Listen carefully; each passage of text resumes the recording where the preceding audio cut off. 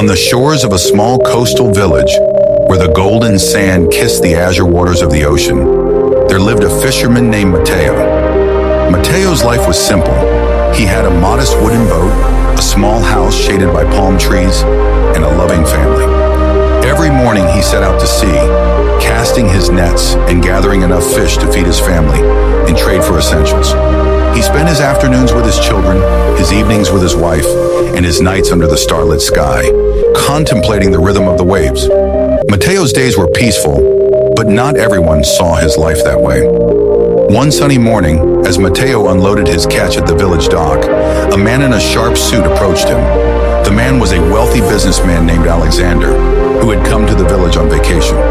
"Good morning," Alexander greeted Mateo with a smile. "That's quite a haul you've got there. How long did it take you to catch these fish?" Mateo wiped his brow and replied, "A few hours. I fish in the early morning when the sea is calm and the fish are plentiful." "Only a few hours?" Alexander asked, surprised. "Why don't you fish longer and catch more?" Mateo chuckled. "Why would I do that? This is enough for my family and a little extra to trade for what we need." Alexander frowned. "But think about it. If you worked longer, you could catch twice, maybe 3 times as much. With the extra fish, you could sell to more buyers and save money." Mateo tilted his head, intrigued. "And what would I do with the money?" Alexander's eyes lit up. "You could buy a bigger boat.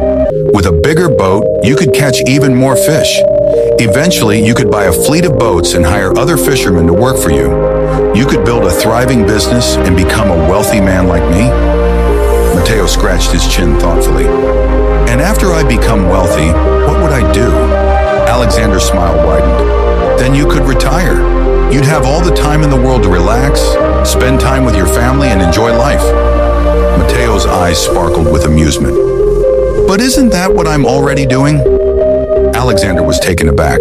He had no response. Mateo nodded politely and carried his basket of fish home, leaving the businessman standing on the dock, pondering the wisdom in the fisherman's words. Though Alexander left the village soon after, the brief conversation lingered in Mateo's mind. He began to notice how others in the village lived. There were those who toiled endlessly, hoping to build larger homes, acquire more possessions, or earn greater status. Mateo wondered, were they truly happier than he was?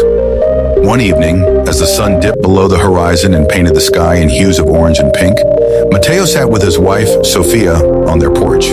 He shared his thoughts about Alexander's proposal. "Do you think we're missing out by not striving for more?" he asked her. Sophia smiled warmly and placed her hand on his. "We have everything we need, Mateo. Our children laugh, our bellies are full, and our hearts are content. What more could we ask for?" Her words reassured Mateo, yet he couldn't shake the curiosity that had been sparked. He decided to seek wisdom from an elder in the village, a retired fisherman named Antonio, who was known for his deep insights.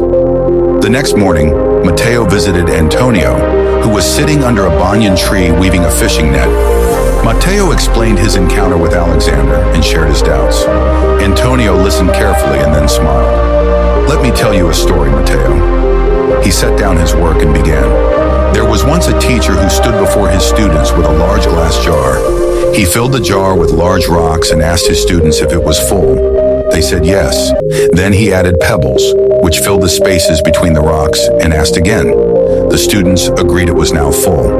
Finally, he poured sand into the jar, filling every tiny crevice." Mateo nodded, intrigued. "What was the lesson?" Antonio continued. "The rocks represent the most important things in life: family, health, and inner peace. The pebbles are the less important things like work and possessions. The sand is everything else, the trivial things. If you fill the jar with sand first, there's no room for the rocks or pebbles, but if you prioritize the rocks, there's always room for the rest." Mateo smiled, understanding the analogy. "So you're saying I've already filled my jar with rocks?" Antonio chuckled. "Exactly. And that's a rare wisdom many never find." One stormy night, the sea raged with ferocity, and many fishermen lost their boats to the tempest. Mateo's modest vessel, anchored in a sheltered cove, survived. When morning came, several villagers approached him, asking for help rebuilding their lives. Without hesitation, Mateo offered his time and skills. For weeks, he worked alongside his neighbors, mending nets, crafting new boats, and sharing his catch with those who had none. Though his days were long and tiring, his heart felt full. As the village slowly returned to normalcy, Mateo's reputation grew. People began to seek his advice, not just on fishing, but on life itself. "How do you find contentment with so little?" they often asked. Mateo's response was always the same: "Because I have enough. And when you know what enough is, you find true wealth." Years later, Alexander returned to the village. This time, his demeanor was different. He appeared weary, with lines of stress etched on his face. Seeing Mateo on the dock, he approached him once more. "Mateo, it's good to see you again," Alexander said, though his voice lacked the confidence it once had. "Welcome back," Mateo replied warmly. "How have you been?" Alexander sighed. "I built my empire, just as I told you I would. I have wealth, power, and everything I dreamed of. But I've lost my family, my health, and my peace of mind along the way." Mateo placed a comforting hand on Alexander's shoulder. "It seems you filled your jar with sand," he said gently. Alexander's eyes welled with tears. "I wish I had listened to you all those years ago." Mateo invited Alexander to his home, where Sophia prepared a simple meal. They shared stories, laughter, and silence. And for the first time in years, Alexander felt a sense of calm. Before leaving the village, Alexander asked Mateo for one last piece of advice. "What can I do to find the peace you have?" Mateo thought for a moment and replied, "Start by asking yourself what truly matters. Let go of the unnecessary and focus on what fills your heart, not just your hands." Alexander nodded, determined to change his life. He left the village with a lighter heart and a newfound understanding of Mateo's wisdom. The moral of the story of Mateo and Alexander teaches us that happiness is not found in the relentless pursuit of more, but in recognizing and cherishing what we already have. Simplicity and balance allow us to focus on what truly matters, creating a life of contentment and fulfillment.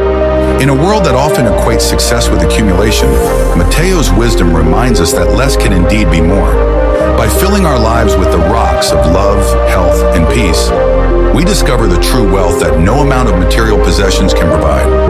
If you enjoy this story, please like this video and comment, and subscribe our channel, Imaginea, for more motivational story.